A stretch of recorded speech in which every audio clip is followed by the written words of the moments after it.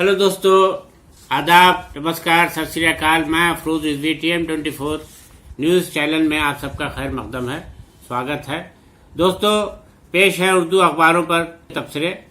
यूँ तो दुनिया के तमाम अखबारों में कश्मीर के मसले को लेकर चर्चा हो रही है, लेकिन कुछ खास अखबारों ने अपने नज़रियों को कुछ इस तरह से पेश किया है। इन खास अखबारों में सहाफ़त, आग, तासीर, राष्ट्रीय सहारा, जमादोस्त, द सियासत डेली, एतमाद, मुंसिफ और इनकलाब, उर्दू टाइम्स, हमारा समाज वगैरह शामिल है।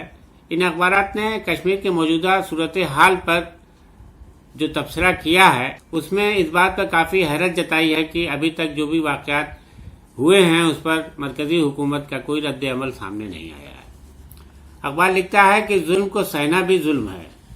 इसके खिलाफ अगर आवाज़ नहीं उठाई जाती तो जुल्म ढाने वालों के हौसले बुलंद होते हैं। अखबार ने ऐसे तमाम वाक़यात पर सवाल उठाते हुए कहा है कि आखिर कौन लोग हैं जो इतनी बेरहमी से लोगों का कत्ल कर रहे हैं और इनके पीछे किनका दिमाग काम कर रहा है। बेमकसद और बेकसूर लोगों को मारा जा रहा है। उनके आम शहरियों को और मजदूरों को निशाना बनाने के पीछे क्या मकसद हो सकता है, सिवाय इसके कि लोगों में दहशत फैले और वो दहशतगर्द तंजीमों की से खौफ खाएं और उनके इशारे पर चलें। अब हालात ये बन गए हैं कि बिहार, यूपी और झारखंड और दीगर और जगहों से आए मजदूर, आम लोग जो वहाँ पर अपनी रोजी रोटी कमा रहे हैं पेट भर चलाने के लिए, उनमें कश्मीर को छोड़ के भागने की शुरुआत हो गई है। ऐसे लोगों की भारी भीड़ कश्मीर के बस अड्डे और ट्रेनों वगैरह दूसरे जगहों पर देखी जा सकती है, जहाँ से कि उनको अपने गांव को वापस होने को, अपनी जगहों को, घरों को वापस होने के लिए मजबूर होना पड़ रहा है। हालांकि ऐसे लोगों की दूसरी कश्मीर छोड़ कर जाने वालों की भीड़ को लेकर ये कहा जा रहा है, चूँकि दिवाली और छठ का त्यौहार करीब है, ऐसे में बिहार, झारखंड और यूपी के लोग वहाँ से पहले से भी आने को अपना प्रोग्राम बनाए हुए थे, लेकिन मौजूदा हालात ने इस भीड़ को बढ़ा दिया है। जो नहीं भी आना चाह रहे थे वो भी वजह से अब कश्मीर को छोड़ना चाह रहे हैं। बहरहाल हकीकत जो भी हो, मगर हालात बुरी तरह से संगीन बन गए हैं। ऐसे में अब ज़रूरत है कि दहशतगर्दों के खिलाफ सरकार ऐसी कार्रवाई करे जो न सिर्फ दहशतगर्दों के लिए एक सबक बने, बल्कि उनके पीछे जिनका दिमाग काम कर रहा है वो भी कांप उठें। हमने अपने हाथ को नहीं रोका या इस तरह के दहशतगर्दों को और पनाह दी तो हो सकता है कि हम भी निशाने पर आ जाएं और हमारा भी सफाया हो जाए। तो बहरहाल सरकार को ऐसे भी अब कदम उठाने की सख्त ज़रूरत है। इसमें देर नहीं होनी चाहिए। अब सरकार की खामोशी अगर रही तो ये हैरत डालने वाली होगी, और अगर सरकार अपनी खामोशी को तोड़ते हुए जल्द कदम उठाती है तो लोगों को इंसाफ ज़रूर मिल जाएगा, क्योंकि सरकार को ये समझना होगा कि जुल्म को सहना भी एक जुल्म है।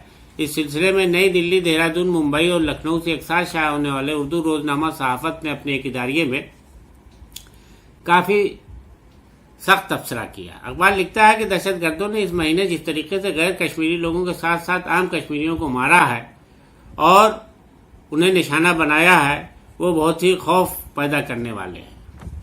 इससे तो यही महसूस होता है कि कश्मीर वादी में 1990 की दहाई यानी दशक के वाले हालात फिर लौट आए हैं। वादी के मौजूदा सूरत हाल का अंदाज़ा इसी बात से लगाया जा सकता है कि गुज़श्ता 18 दिन यानी पिछले 18 दिनों में दहशतगर्दों ने 1 दर्जन से ज़्यादा लोगों को कत्ल कर दिया।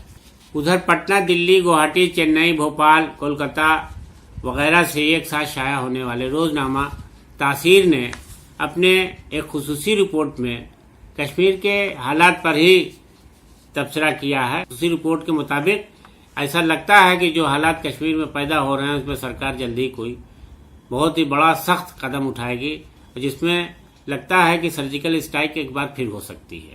आजकल में वजीर दाखिला, होम मिनिस्टर अमित शाह ने वजीर आजम नरेंद्र मोदी से मुलाकात की है और पूरे हालात पर तबसरा किया है कि क्या होना चाहिए, और दोनों ने बहुत इसको संजीदगी से राय मशवरा किया है। अब इसमें क्या फैसला लिया गया है ये तो बहुत सामने नहीं आ पाई है, लेकिन ये कहा जा रहा है कि उन दोनों की मुलाकात के बाद फौजी सरबराह यानी सैनिक प्रमुख जो हैं हमारे MM नरवणे साहब ने LOC का दौरा किया है और वहाँ पर तैनात टुकड़ियों से पूरा जायजा लिया है और समझा जा रहा है कि अब जल्दी ही जो है कुछ न कुछ कोई बड़ा कदम सेना की तरफ से उठाया जाएगा, जो हो सकता है कि सर्जिकल स्ट्राइक जैसा हो। बहरहाल कश्मीर में दहशतगर्दों ने आम शहरियों को हलाक करके सरकार और सिक्योरिटी के सामने एक बड़ी चुनौती तो खड़ी कर दी है और लोगों की निगाह इस पर लगी है कि सरकार इससे निपटने के लिए क्या इकदाम उठाती। उधर रोजनामा आज ने हिंदुस्तानी तमाशबीन बने रहेंगे की सुर्खी से खुसूसी रिपोर्ट शाया किया है। इस तहरीर को, इस मजमून को मशहूर सहाफ़ी डॉक्टर वेद प्रकाश वैदिक ने तहरीर किया है और इसमें उन्होंने मुख्तलिफ मौजू पर अपने तासुरात को और मौजू को बयान किया है, जिसमें उन्होंने मोदी जी की और उनकी सियासत को और उनकी सरकार को लेकर भी काफ़ी चर्चा की है। इसमें एक मौजू है कि क्या नरेंद्र मोदी जी तानाशाह हैं, हमारे यानी वज़ीर आज़म नरेंद्र मोदी तानाशाह हैं। तो इसमें उन्होंने एक टीवी चैनल के हवाले देते हुए लिखा है कि जिसमें उन्होंने हमारे होम मिनिस्टर अमित शाह से यानी वज़ीर दाखिला से एक टीवी चैनल ने सवाल किया था, तो उस पर अमित शाह यानी होम मिनिस्टर साहब ने क्या जवाब दिया है, इसको बयान किया है। इस मजमून के मुताबिक एक टीवी चैनल के सवाल का जवाब देते हुए मुल्क के वज़ीर दाखिला अमित शाह ने पीएम मोदी की हुकूमत को बहुत कामयाब हुकूमत बताया और उनकी कारकर्दगी यानी अब तक किए गए कारनामों को और विकास के कामों को दावा करते हुए कहा कि आज तक किसी भी सरकार में इतने काम नहीं हुए, उनसे जैसा जमहूरी शख्सियत कोई पैदा ही नहीं हुई है। तो अखबार में शाया इस मजमून के मुताबिक उसमें लिखा है कि मोदी जी को तानाशाह बनाने वालों के बारे में शाह ने का कहना है कि ये वही लोग हैं जो मोदी के खिलाफ लगे हुए हैं और प्रधानमंत्री नरेंद्र मोदी को वो बेदखल करना चाहते हैं, लेकिन उनके पास कोई अपना न तो लीडर है न एजेंडा है।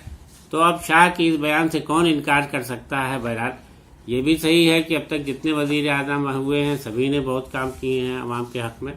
बहरहाल हकीकत ये है कि मोदी को उखाड़ने के लिए पूरी अपोजिशन लगी तो हुई है, लेकिन वो बेबस है क्योंकि उसमें आपस में इत्तेहाद नहीं है, एकजुट नहीं होती किसी भी उस पर, और न तो ऐसा कोई लीडर है जिसके झंडे तले सब आ सके और न कोई इतना बड़ा एजेंडा है कि जिसके मैसेज पर पूरा आवाम जो है मुल्क का उनकी तरफ रुजू हो जाए, उनके साथ आ जाए, उनके झंडे के नीचे आ जाए।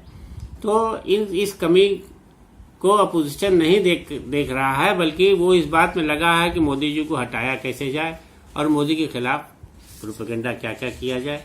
यही सारी बातें इस मजमून में लिखी गई हैं।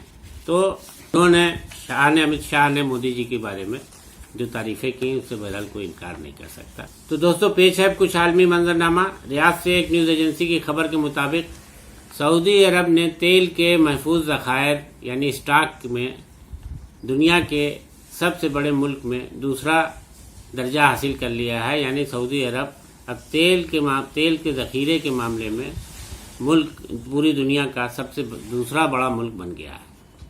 इसलिए अब उसकी अहमियत बढ़ गई है और वहाँ की सरकार इस तरह से अपने तमाम दावे पेश कर रही है। और पाकिस्तान में से खबर के मुताबिक कि पाकिस्तान में कोरोना ने एक बार फिर जोर पकड़ लिया है और वहाँ अभी ताज़ा इत्तला के मुताबिक 20 लोगों की मौत कोरोना की चपेट में आने से हो गई है। इसके अलावा अभी मुतासरीन की तादाद और भी बढ़ गई है।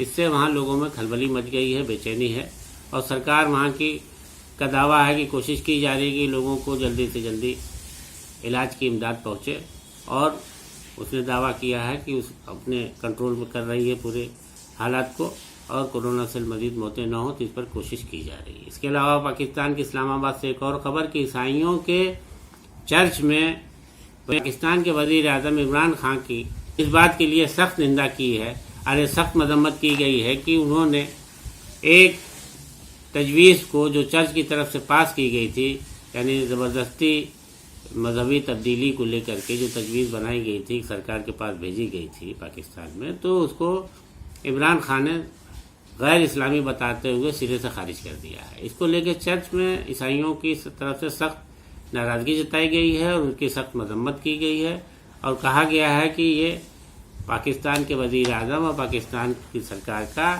वहाँ के पाकिस्तान में रह रहे अल्पसंख्यकों के खिलाफ उनका गलत नज़रिया है, यानी वो उनके मुखालिफ हैं और उनके हक़ में नहीं सोचते हैं। تو دوستو آج کے لیے اتنا ہی، دیجیے اجازت، آداب، خدا حافظ.